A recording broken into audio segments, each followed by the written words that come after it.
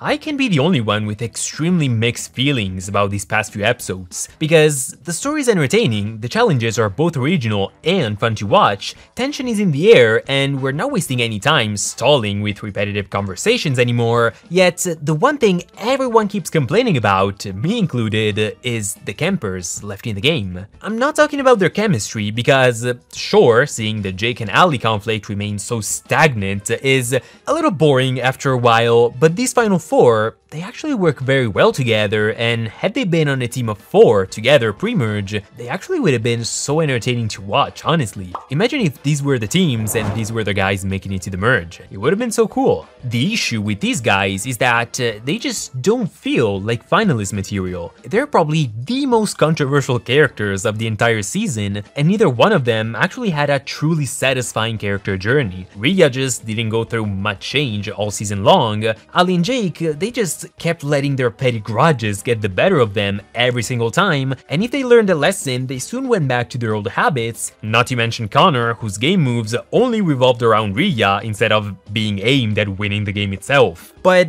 let's leave Connor out of this for a second. The thing is, the season spent a whole lot of time showing us the very worst side of Rhea, Jake, and Ali, which would have been fine to a lesser degree, because all these negative character traits, they're great for a character to have, and even a finalist can totally have them, yet the show reminded us of their negative traits almost excessively, to the point of not giving them enough time to even show off their strengths and, you know, their positive traits. In Odd Nation's defense though, I will say that we're being way too harsh on the show lately. We get so caught up in the action, focus on our favorite characters, and on certain aspects of the show that we often just end up missing so much else. That's why I intend to rewatch that whole season right after the finale, just to get things into perspective. And I suggest you do the same, because just recently, for instance, did I notice how much better Jake's social game has become, how Rhea actually started strategizing ever since the beginning of the season, and how Ali has had her head into the game for the longest time. But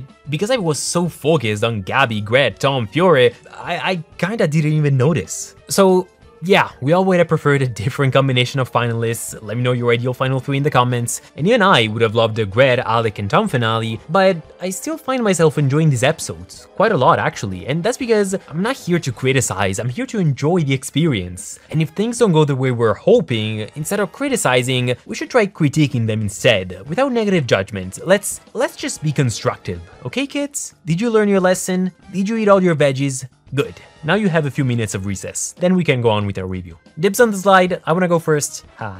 If you wanted to go, you should have called dibs. This is probably my all-time favorite version of Ali. Nerdy, but not in a making video game references on repeat way, but rather showing her creativity, spending time doing what she actually enjoys, and challenging herself and others with enthusiasm. Not to mention her heart-to-heart with Connor. It was so lovely to see them bond and see Connor teach her an important life lesson. We all worry about other people's opinions, and because whether we like it or not, those opinions do have an impact on us and the way we see ourselves, we should learn to distinguish between the opinions that actually matter and those that really don't. And even though we might think those who have our best interests at heart are biased and can have an objective opinion of us, those guys are actually the ones we should listen to. How can a stranger's opinion matter if they don't know you at all? They would simply make assumptions based on absolutely nothing, so how would their words have any meaning? Honestly, this message could and should have been delivered in a more meaningful way, because to me at least, it felt like this was the answer to Ali's prayers, a realization that would finally free her from her frustration and unhealthy mindset, and it also could have been an important message to share with the younger audience watching, yet it was treated like any other regular conversation. It felt like this whole explanation came out of nowhere, didn't last long enough, and just didn't get the attention that it deserved. Had it been brought up in a more touching way or in a more introspective context, then maybe it would have hit harder. I mean, Ali even mentioned her late grandpa, so this could have been an extremely significant moment of spotlight and growth for her. Today, Rhea was on her A game as well, first destroying Ali's game and pinning the blame on Jake, then doing everything in her power to win the challenge, and finally crushing Connor's spirit. It's all horrible stuff, but at least it proves that she has her head in the game and her motivation is through the roof. Again, looking back, it's not like Rhea sat on her fat ass this whole time. She actually redirected Yule's attention onto Connor in episode 4. She did great in the triathlon, the space, the sandbag, and the rubber ball challenge, and after the merge too, she was either strategizing, taking Ali on her side, sabotaging others, or fighting for immunity. And weirdly enough, I kinda forgot about all this. Maybe I was just so focused on other characters to even notice, so maybe Rhea is not really the worst choice for finalists. Again, that is. Ali and Jake, though, they're still up for debate. Crystal has a hard time balancing her work and her personal life, so she decides to just let Derek be the host for the next season, which I'm not sure she has the power to do that. I don't think it's the host's call to pick the next host. That's not usually how it works, but still, I wouldn't mind seeing Derek host again. He just does a better job at entertaining the audience, and hopefully next season he can come up with more dangerous challenges. Apparently, Crystal plans on leaving the show to have some peace of mind and spend quality time with the people she cares about most, aka Oliver and Marcus. And how she and Marcus became close in the first place is something I'd love to find out. Hopefully, the Staff Stories miniseries will clarify that, because I need to know how they met and why they became friends. Super close friends, even. Before the end of the season though, she also tasks Derek with firing Trevor, something he can't quite bring himself to do, as, skipping to the final scene of the episode, he revealed how guilty he felt for all the chaos he caused in season 1, and also for sending Trevor to jail with him. Seeing his friend open up to him for the first time in ages, Trevor just seizes the opportunity and finally kisses him. Great job, Trevor. I didn't think you had it in you. Maybe it was the apple juice that gave him the strength to do that, but I'm so glad he did. I don't really have much to say about the kiss because it felt like the right moment for it, and they just cut to the chase and didn't waste any more time, so yeah, well done. At this point though, I'm actually curious to know if Trevor is actually gonna get fired or not. As for the challenge, this one too was just excellent. I love that they reused the maze from season 1, and they even had the campers look for items and clothes belonging to other campers. I do love it when the eliminated contestants are brought back or mentioned again, and the addition of the shock colors too, it was an interesting element to add some more strategy to the challenge. That was actually super cool, 10 out of 10. Another way Ali surprised me, in a positive way for the first time, is how she put her intellect to good use and used Ashley's copper bell to avoid getting electrocuted. What can I say? I love this. She's a gamer, she can strategize, right? That's lateral thinking for you, so I'm almost starting to like her, but not like her. Let's say that she's an okay character.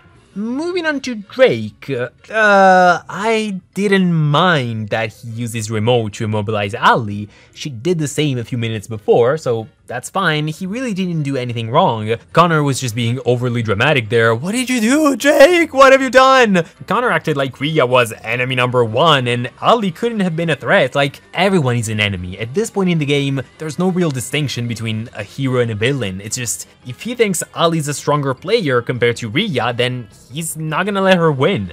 After all, getting out Ali means as much to Jake as eliminating Rhea means to Connor, so why shouldn't he do that? Even like, objectively speaking, it's not like Rhea is that better at challenges compared to Ali. They're pretty much the same, so I don't mind that.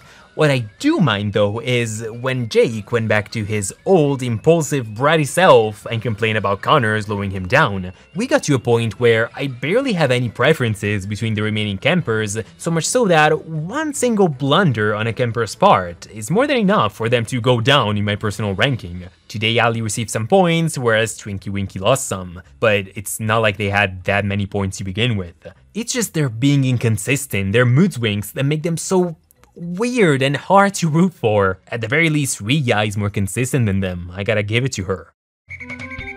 At the campfire ceremony, and this is the last ceremony of the season, I'm getting emotional. Guys, 18 reviews, I'm so consistent. Connor decides to quit, but you know, it was the right call. After all, Yule's Alliance already had the numbers to get him out with Ali, Hunter, and Tess, and oh no, that's the first time he quit, sorry. This time he quits because he had no hopes of beating Rhea, so he thought Ali and Jake had better chances at defeating her in the finale. And this is just a thought, but had Connor decided to quit last episode instead of today, then Gret would have stayed in the game and she would have been a much more fearsome and skilled adversary for Rhea to face. She surely would have been a threat and a Gret instead of those two 8-year-olds who are probably gonna fight the entire time. Just saying, Connor, you could have given this a little more thought, but you know, never mind.